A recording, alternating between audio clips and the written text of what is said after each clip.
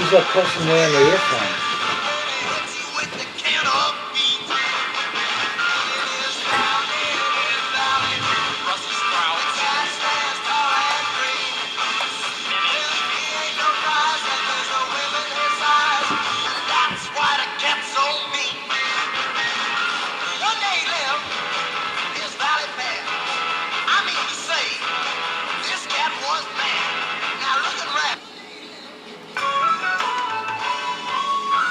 KPFFLP, Pahrump, Nevada. Statements and opinions made on the following program are not necessarily those of this station or its affiliates.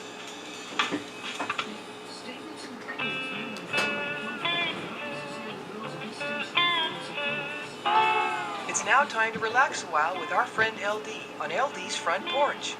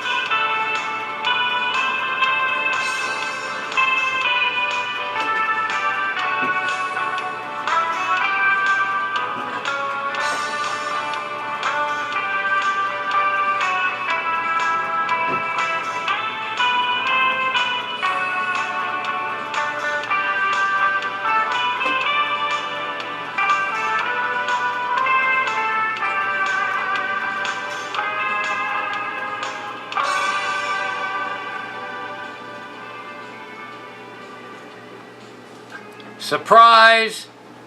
It's me, it's not LD. LD is on vacation. He should be calling in shortly so we could find out what's going on with him on his vacation. He's visiting relatives all around the country, or the Midwest at least. And tonight I'm going to do a lazy dog. I'm not prepared for anything. I'm just going to be here talking and wait for people to save me on phone calls. Our phone number is 775-751-2579. Support for KPFF is brought in part by Pure Communications, an internet service provider for Pahrump and the surrounding communities. I got to save you right there. Pure Communications, 702-628-5662. Go ahead, caller. Hello. Hey, you made it. This would be Lazy Dog. Yes. I thought you were going to... I was just saying that I was pulling a lazy dog. I didn't have anything written down. I was just going to go with the flow. That's the absolute best kind of show you can have. So how you doing? Well, pretty good. Are we live? Oh, yeah.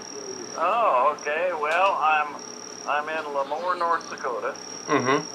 I have driven 2,300 miles on a 4,000-mile trip. Ooh. I visited friends in Hurricane, Nevada. I stayed overnight in Grand Junction. I stayed in Omaha. I did a cemetery in southwest Iowa to visit a dear friend.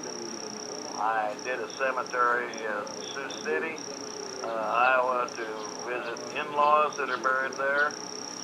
I went to Minnesota, to Minneapolis, and met my new-to-me half-brother. Cool. Spent a day and a half with him and his wife. We had a wonderful time. I journeyed up to Brainerd, Minnesota, 100 miles away, to visit a railroad shop I worked at in '99.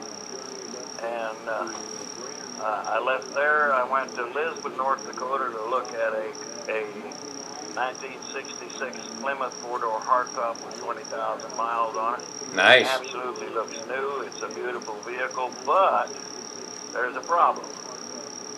He has an early 70s Chevy Impala with 70,000 on it that looks new.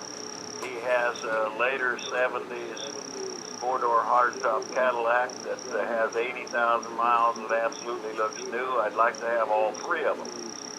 And the problem is? Well, transportation. So, and of course you got to negotiate a price. Mm-hmm. So, I got a price on the single, but we're going to talk about a package price, and I'm going to talk about getting a transport truck to pick them up and haul them. Mm-hmm. So, I spent today at my hometown, Dickey, North Dakota. I'm in a motel in Lemoore, 20 miles away, the only motel within this part of the country. I just finished supper with a classmate from the 50s. We had a wonderful supper, and we're going to meet again for breakfast. She might be female, by the way. Okay. And I'll probably go back to Dickey tomorrow. Two people have called and said, we need to see you, and I think I'll do that and then begin to drive south. Very good. So you're having a great time. So far, it has been an absolutely fabulous trip. I've had no vehicle problems. I'm getting 22 plus miles a gallon. About half of those 2,300 miles were at speeds in the 80 to 90 range. But the last 2 days I've been cruising along, relaxed at 65, because it depends on where you are as to what speed limit is allowed, you know. Uh-huh. And coming over from Minneapolis, I intentionally stayed totally off the interstates.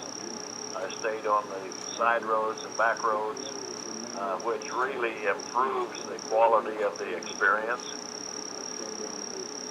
And I have found nice little diners and interesting places to stop, and visited with some interesting people along the way. It has been, so far, a fabulous trip. Cool. Did you take pictures of the little communities you went to? Pardon? Did you take pictures of the communities you went through?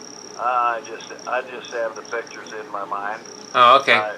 I'm not interested in gathering up a gallery of photos. Mm-hmm. I did take pictures of my parents' headstones in the cemetery. I took a picture of the rock wall at the park entrance that I worked on as a kid when that was built.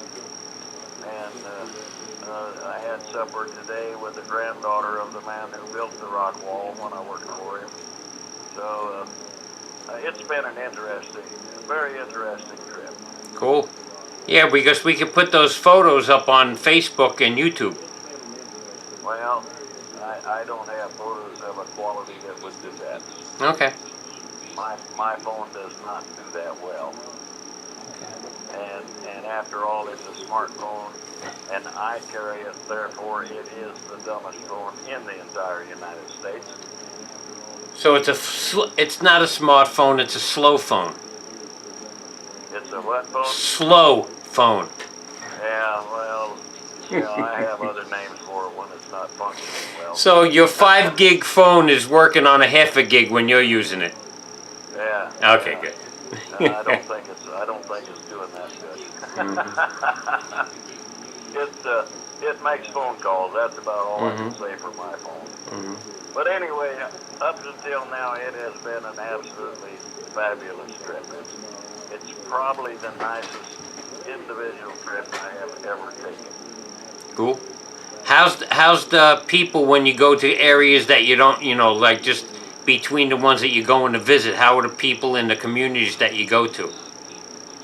The people in this part of the world are, generally speaking, pretty high class, and they don't have any they don't have any agendas. You know, they're real, and so you meet them straight on, and they deal in facts, not BS. Mm-hmm. It's just how this part of the country up here works, you know.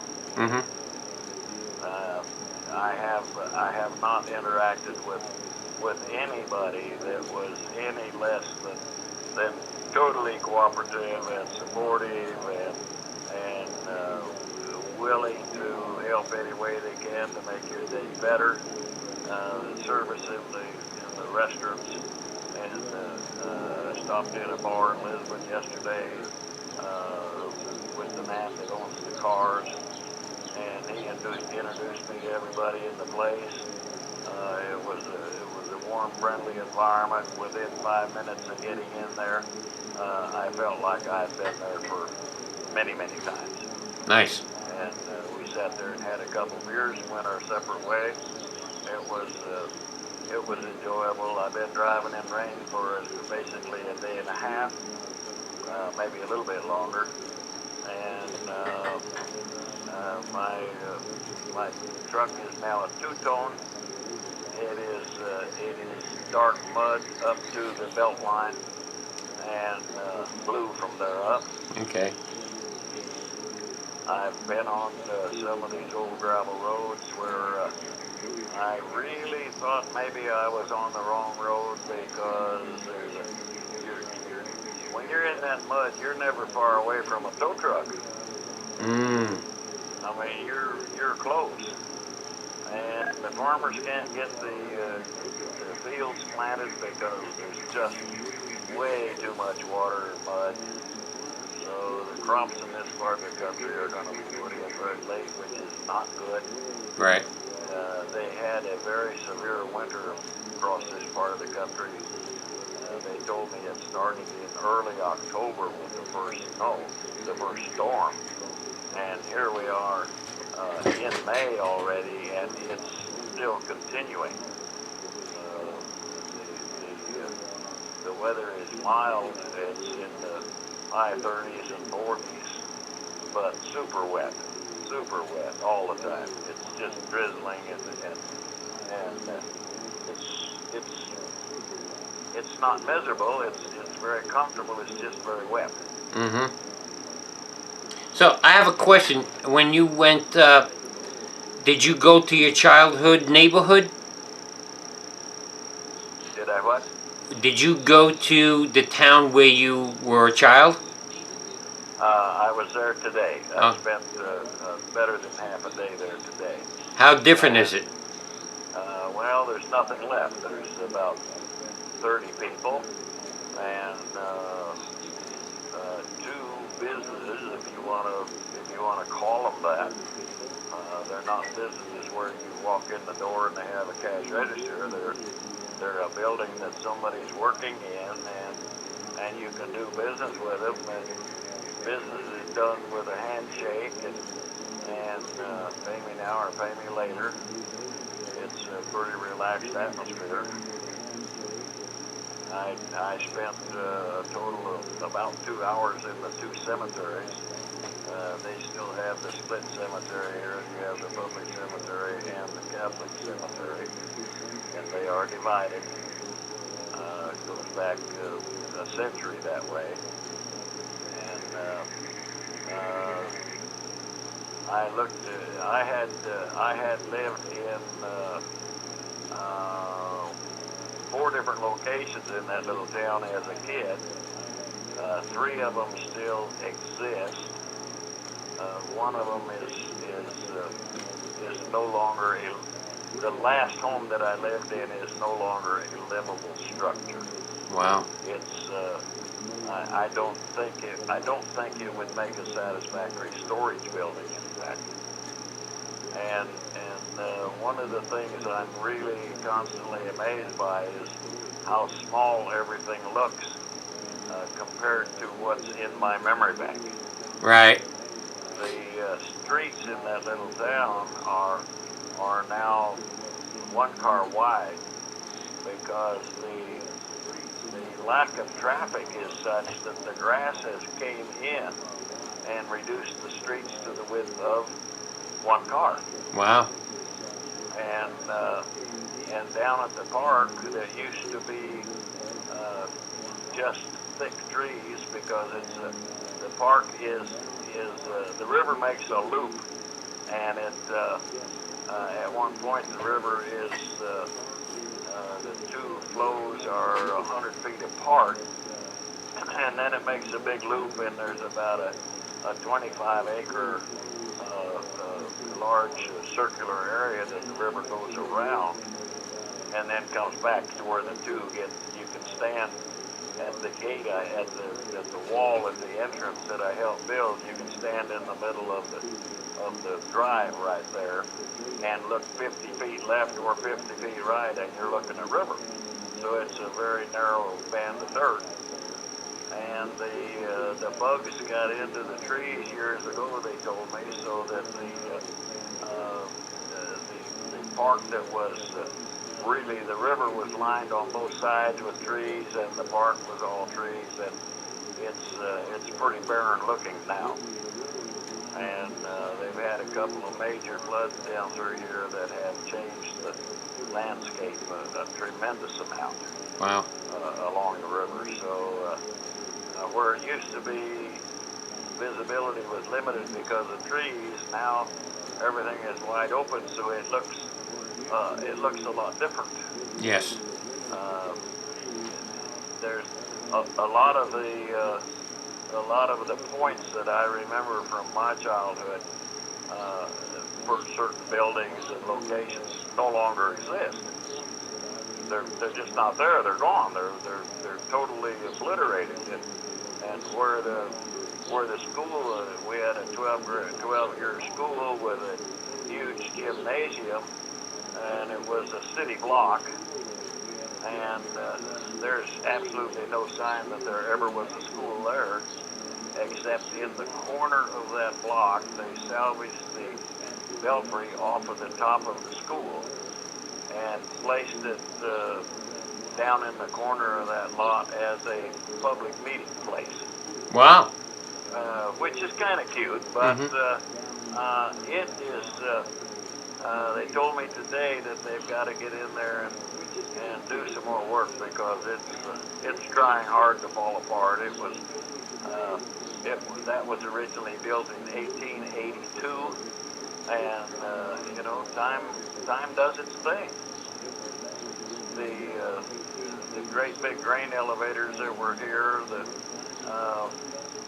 the one is actually in places you can look in one side and out the other. It's deteriorated to that point, and a lot of the community is at that level. And it's pretty sad actually to look at it because it doesn't measure up to what my memories were of that community. Right. My mother passed away in '75. Was the last time that I was in that town, and it was still a fairly functional town at that time. But in fact, the bar now opens at 4 in the afternoon. That's kind of strange that a beer joint opens at 4 in the afternoon. Mm-hmm. And there's approximately 30 people in the community, so pretty limited as far as business. No reason for the farmers to come into that community because there's no way for them to spend their money. Right. There's nothing there for them to spend their money on, right? No. And the town that I'm in now, Lemoore, is the county seat. And I think they told me today it's 900 people.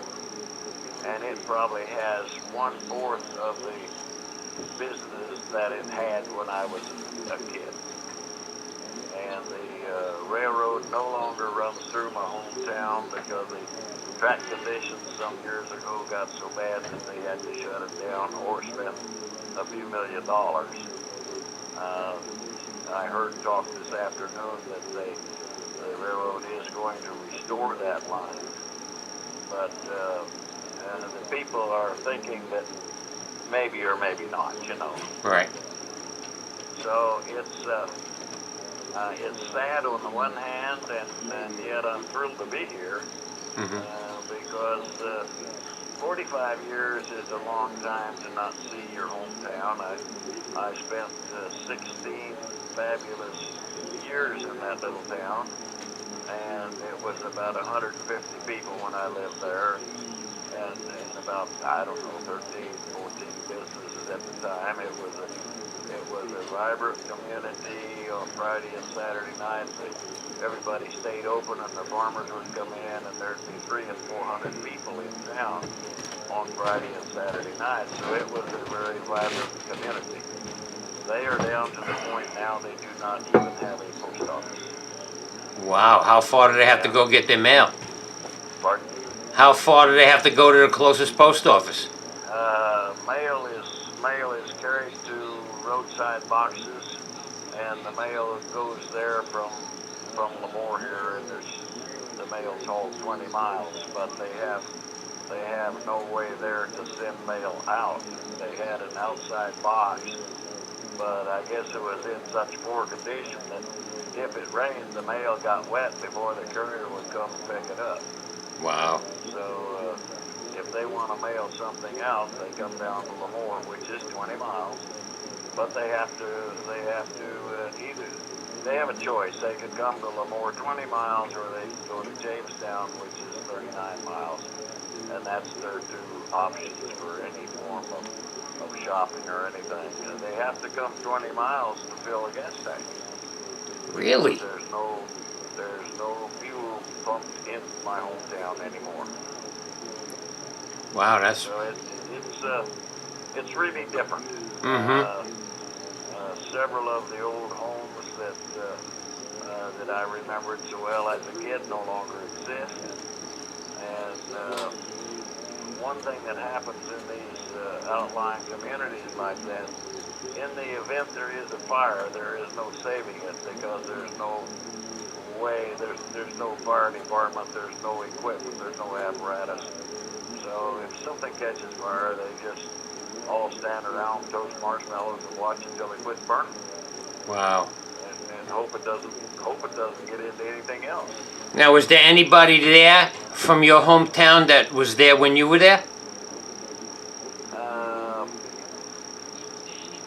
Yes, I spent 2 hours this afternoon with a man by the name of Danny Pekarsky. His family has been in this valley for about 100 years, and they have